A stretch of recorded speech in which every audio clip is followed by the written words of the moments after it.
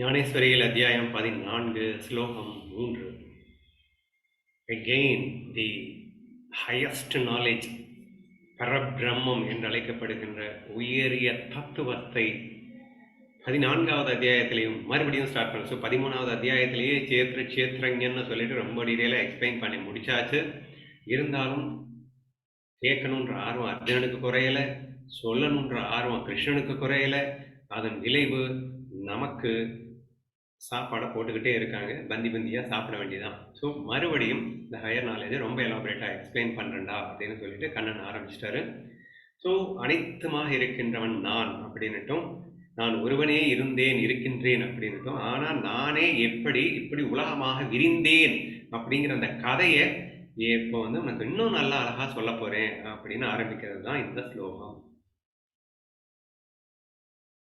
கவனித்துப்பார். பிரகிருதியில் என்னுடைய சங்கம் என்னும் விதை விதைக்கப்பட்ட மாத்திரத்தில் அதில் அநேக பூதங்கள் உண்டாகின்றன.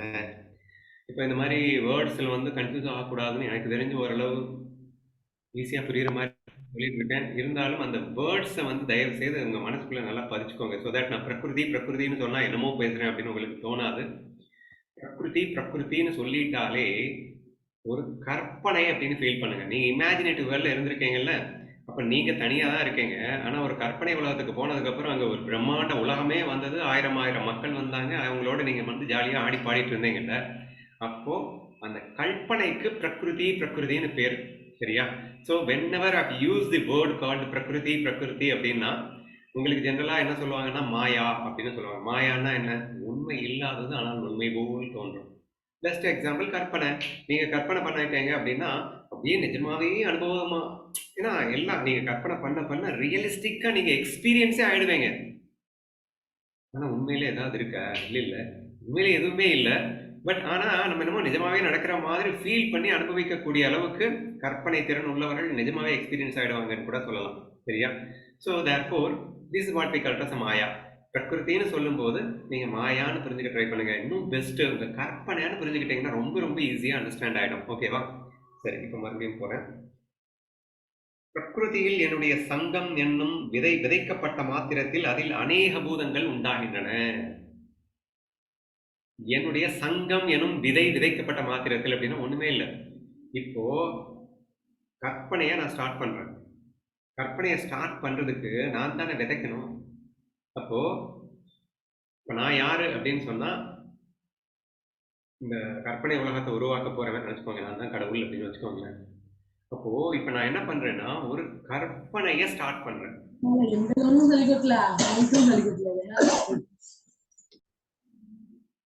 கற்பனை என்ற சங்கத்தோடு நான் சேருகின்றேன். நல்லா புரிஞ்சுக்க ட்ரை பண்ணுங்க. ஸோ நான் என் கற்பனை. இப்போ நான் இங்க ஆத்மஸ்வரூபம், என் கற்பனை என்பது மாய உலகம்.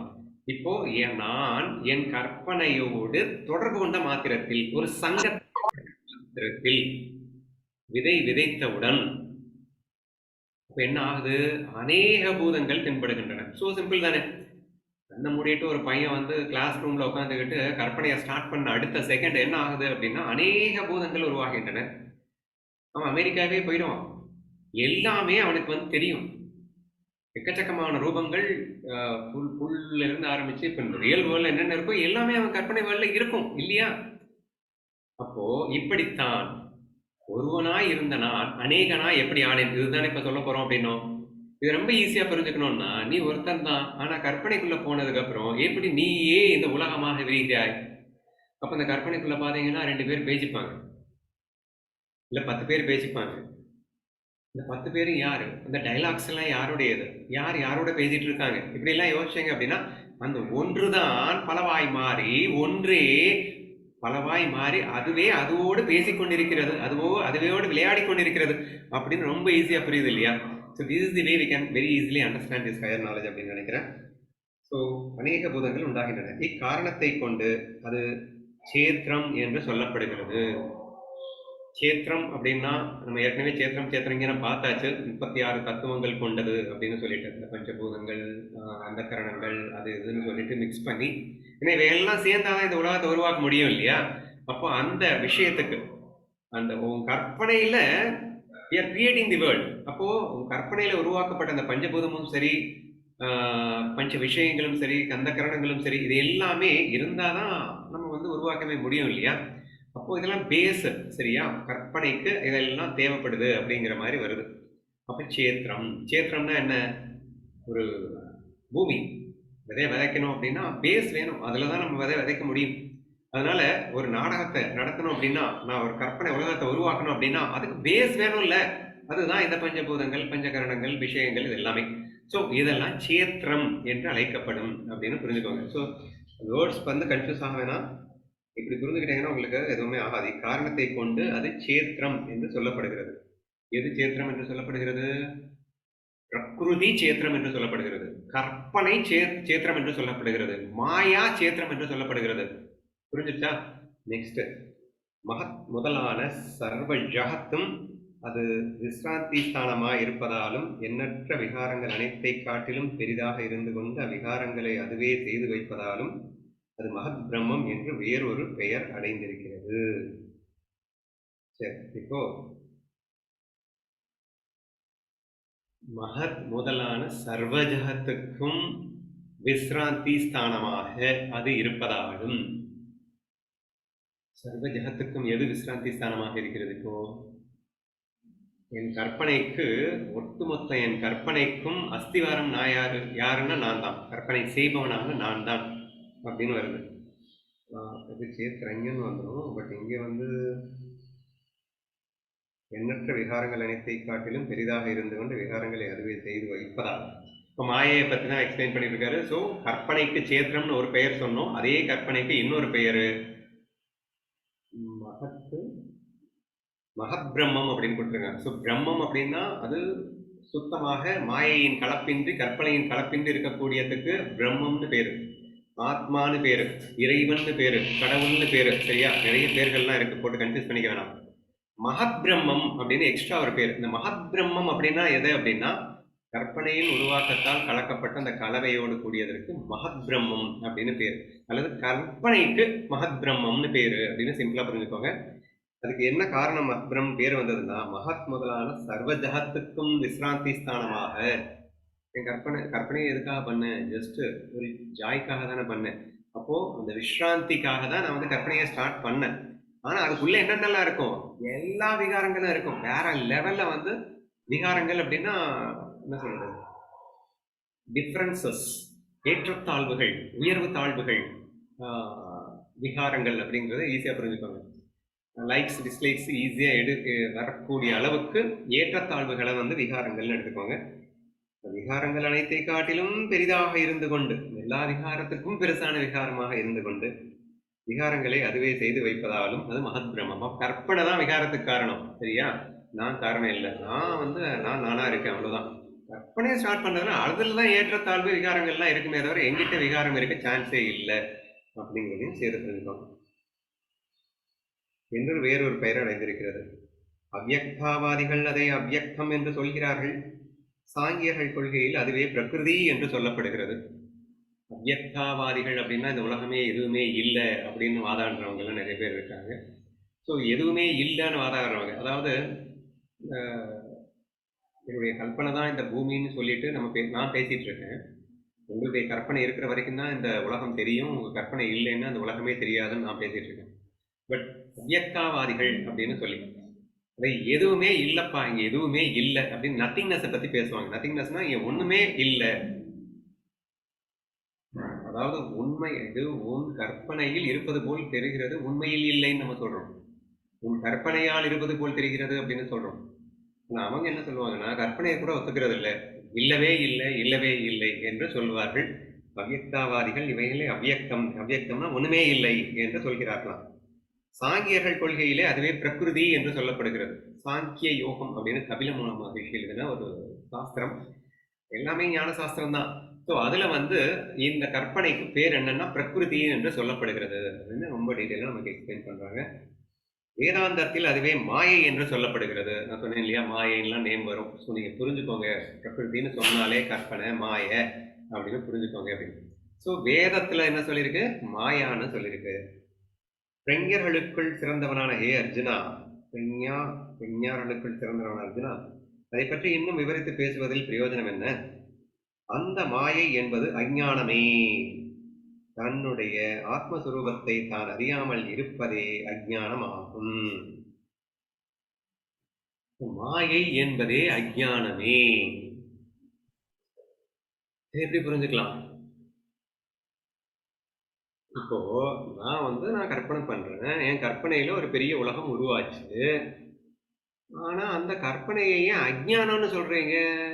what do you mean by அஜ்ஞானா அப்படின்னு ஒரு டெஃபினிஷன் வைக்க வேண்டியது இருக்கு. அஜ்ஞானம் அப்படின்னு சொன்னா உள்ளதை உள்ளவாறு உணர்வது ஞானம். அப்போ உள்ளதை வேறு மாதிரி ஃபீல் செய்வது அஜ்ஞானம். நல்லா புரிஞ்சுக்கோங்க. உள்ளதை உள்ளவாறு உணர்ந்தால் அது ஞானம். உள்ளதை அப்படியே வேறு மாதிரி நீங்க ஃபீல் பண்ண ஆரம்பிச்சீங்கன்னா அதுக்கு பேரு அஜ்ஞானம். சரி, இப்ப நான் யாரு? அதாவது உதாரணத்துக்கு சொல்லிட்டு இருக்கீங்க. நான் இந்த பாடியை பெய்யட்ட ஆத்மான்னு நினைச்சிடாதீங்க. பட் புரிஞ்சுக்கிறதுக்காக இப்ப இந்த பாடியை ஆத்மான்னு வச்சுக்கிட்டீங்கன்னா நான் பண்ற அந்த கற்பனையை தான் உலகம்னு வச்சுக்கிறதுக்காக நம்ம இதை பேசிட்டு இருக்கோம் இல்லையா? இப்போ இந்த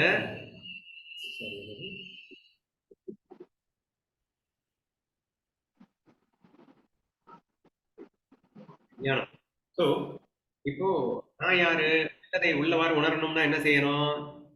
நான் கற்பனையே பண்ணாம எனக்கு என்னென்ன ஃபீல் வருதோ, எனக்கு என்னென்ன இருக்கோ அதை மட்டும் நான் ஃபீல் பண்ணிட்டேன் அப்படின்னு சொன்னா நான் ஞானத்தில் இருக்கிறேன் என்று அர்த்தம். ஏன்னா உண்மையை உள்ளவாறு உணர்ந்து கொண்டிருக்கிறேன்.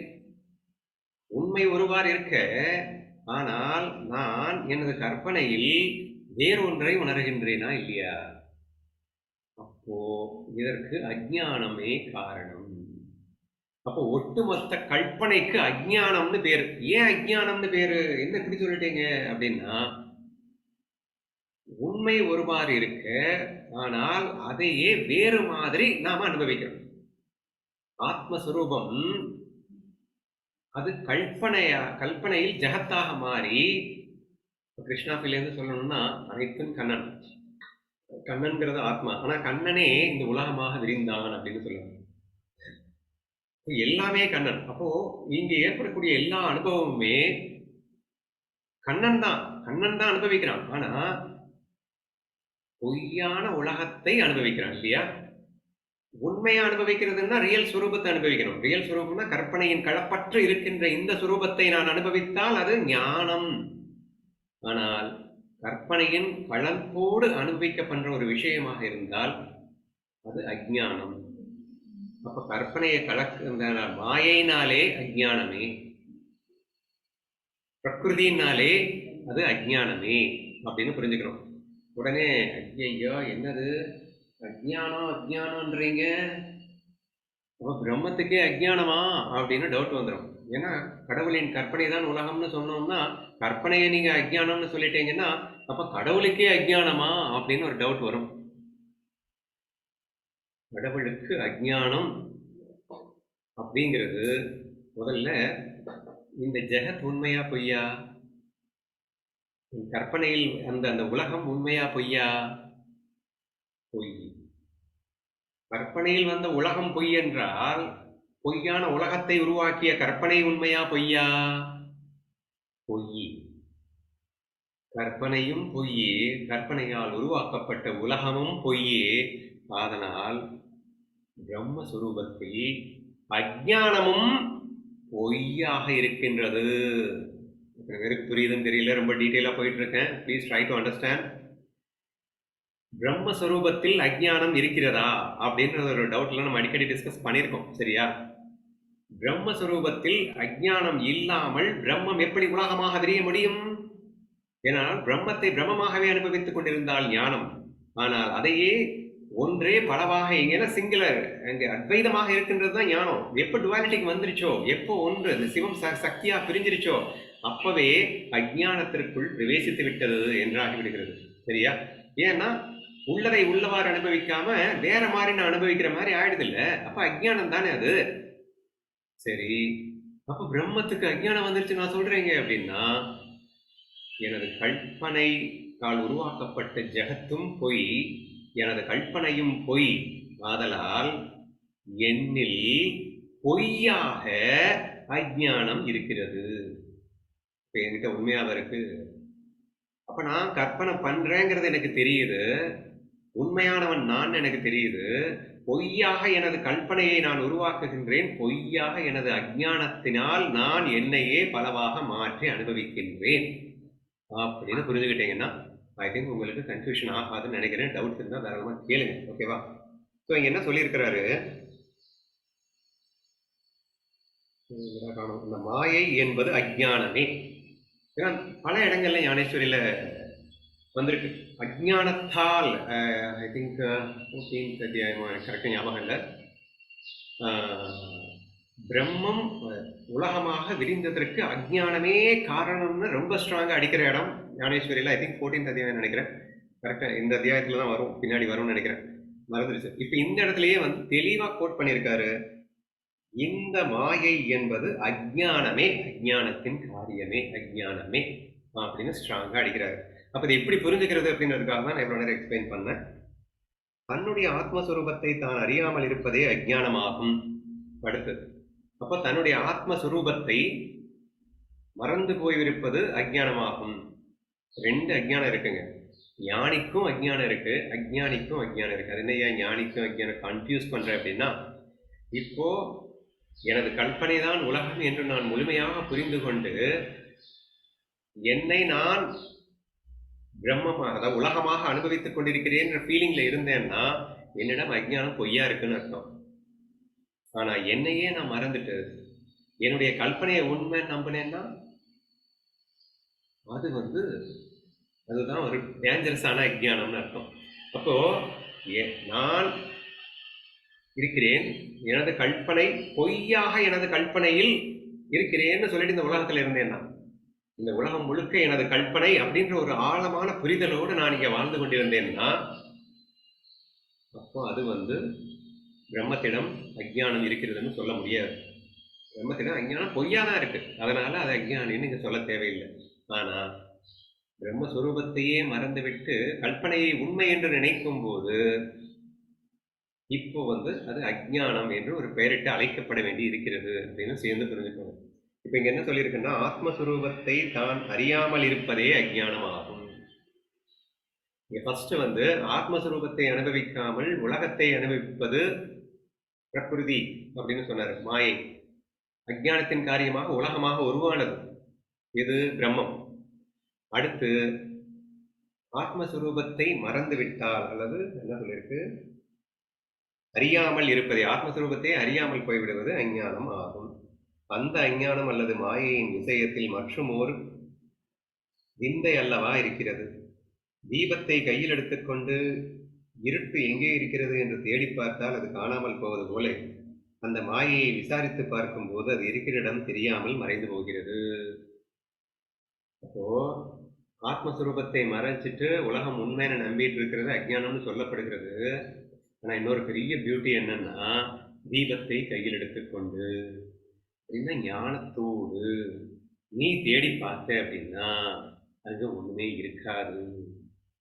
ஏன்னா இங்க உண்மையான நம்பிட்டு இருந்தேன்னா அது ஞான கண் கொண்டு பார்த்தா உண்மையில இல்ல, பொய்யா தான் எல்லாமே இருக்கு. பொய்யா இருக்குன்றது நம்ம இல்லைன்னே சொல்லிடலாம் இல்லையா?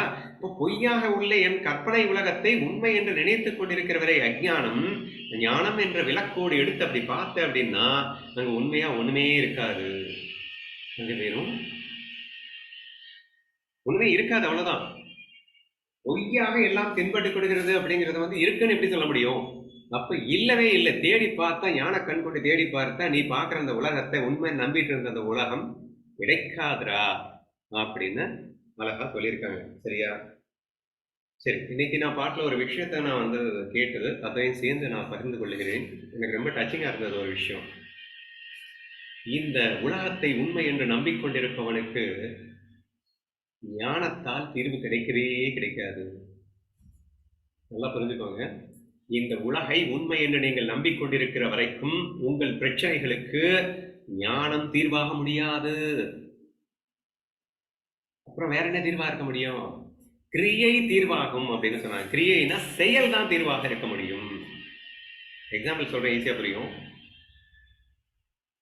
அதாவது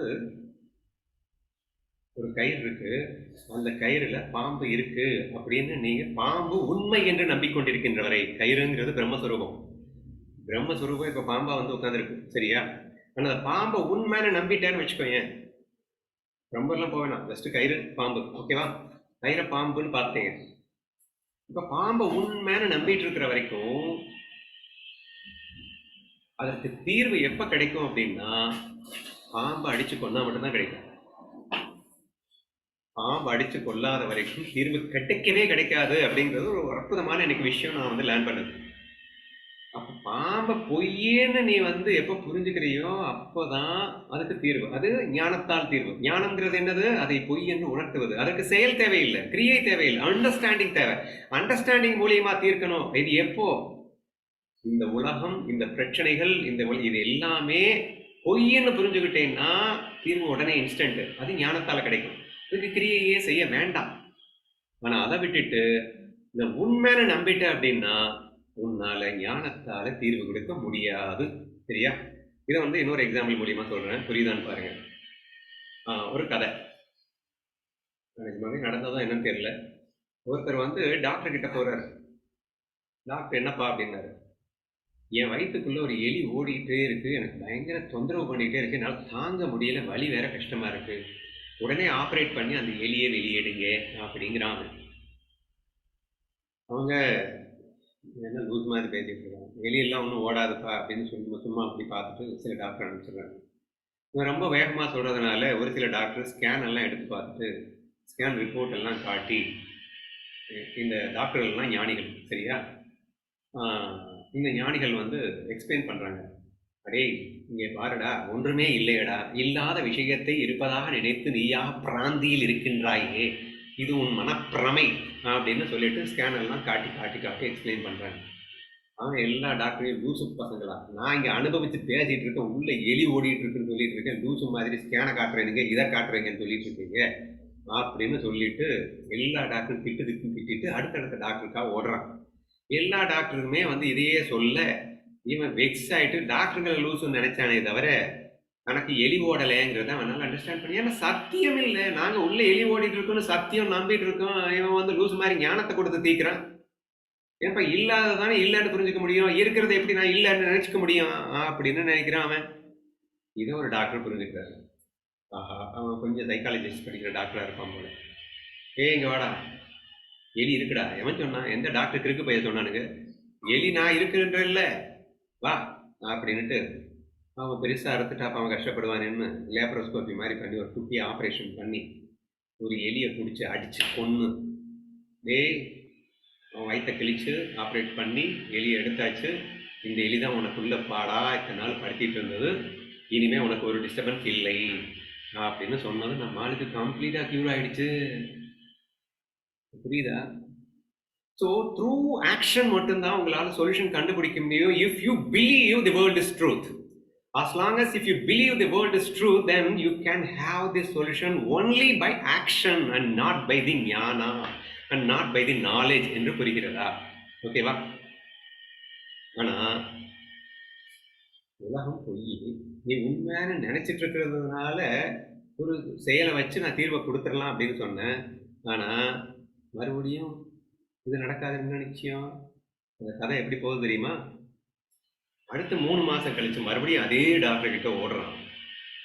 என்னடா ஆச்சு இப்போ அப்படின்னா, டாக்டர் அந்த எலி குட்டி போட்டிருந்திருக்கு, நீங்க அந்த குட்டியை பார்க்காம அம்மாவை மட்டும் வெளியே எடுத்துட்டீங்க, அந்த குட்டியை எனக்கு சேர்த்து வெளியே எடுத்து விடுங்க. என்ன பண்றது இப்போ? மறுபடியும் இன்னொரு ஆபரேஷன் தான் பண்ணி குட்டி எலியை காட்டி அடிச்சு அவன்கிட்ட காட்டினாதான் உண்டு. சரியா? So therefore, please try to understand, the world is mithya, the world is கற்பனை, இது வெறும் என்னுடைய கற்பனை என்று புரிந்து கொண்டால் உங்களுக்கு ஞானத்தால் தீர்வு கொடுக்க முடியும். இல்லாததே இருக்குன்னு நினைச்சுக்கிட்டு இருக்கிறவனுக்கு எப்படி தீர்க்க முடியும்? இந்த மாதிரி தான் சொல்லி தீர்க்கணும். சரியா? இன்னொருத்தன் வரான் உங்ககிட்ட வந்து, அவங்க மோசம், அவங்க தப்பு பண்றாங்க, அவங்க அதை பண்றாங்க, இவங்க இதை பண்றாங்க, அப்படி இப்படி இப்படின்னு சொல்லிட்டு ஆக்சுவலா பார்த்தா அவங்க ஒண்ணுமே பண்ணல. என் கண்ணுக்கு இவன் கண்ணுக்கு அவங்க வந்து கொடுமை பண்றாங்க, சித்திரவதை பண்றாங்க, அவங்க மோசம், என்னால நிம்மதியா வாழ முடியல, என்னதான் செய்யணும், அவங்கள ஒழிச்சாதான் நான் நிம்மதியா வாழுவேன் அப்படிங்கிறான் இவன். ஆனா உண்மையில அதுக்கும் அவங்க எதுவுமே பண்ணல, இவனா இத்தனை கற்பனையை பண்ணிட்டு இவன் வந்து சொல்லிட்டு இருக்கான். இதுக்கு நான் எங்க போய் தீர்வு கொடுக்க?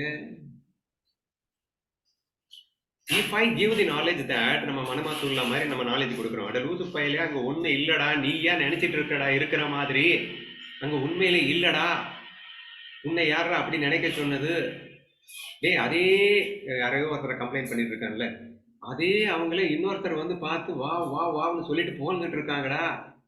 அப்ப அவங்க கண்ணுக்கு அப்படி இப்படிதான் தெரியும், உன் கண்ணுக்கு இப்படி தெரியுதுன்னு. அங்க ஒண்ணுமே இல்லடா, நீ ஏன் நினைச்சுக்கிறடா, அவனும் அவனாதான் நினைச்சுக்கிறான்னு வச்சுக்கோடா, இங்க ஒண்ணு இல்லடா. இந்த யானை ஏறும்னு நினைக்கிறீங்க? இவன் தான் இதை சத்தியம்னு பிலீவ் பண்ணிட்டு இருக்கானே, இவனால நான் வந்து கெட்டு போயிட்டு இருக்கேன், என்னால வாழ முடியலன்னு சொல்லிட்டு இருக்கானே, தீர்வு கிடைக்காது. But the moment when you understand the world is an illusion created by my own thoughts, என்னுடைய கற்பனையால் உருவானதுதான் இந்த உலகம் என்று புரிந்து விட்டால், புரிந்த அந்த மொமெண்ட் உங்களுக்கு எல்லாத்துக்குமே ப்ராப்ளம்ஸ் சொல்யூஷன் கிடைக்கும். அதுக்கப்புறம் இந்த ஞானத்தை படிச்சீங்கன்னா உங்களுக்கு அழகா உங்களுக்கு அது சொல்யூஷனும் கொடுக்கும் அப்படிங்கிற விஷயத்தையும் புரிஞ்சுக்கோங்க. ரொம்ப ரொம்ப எலாபரேட்டா 13, 14 and 15 are most important அத்தியாயா. Completely elaborately explaining about the higher knowledge. So எனக்கு தெரிஞ்ச வரைக்கும் எனக்கு பிடிச்ச நாலேஜ்ன்றதுனால ரொம்ப எலாபரேட்டாக எக்ஸ்பிளைன் பண்ண ட்ரை பண்ணுறேன். So I will continue tomorrow.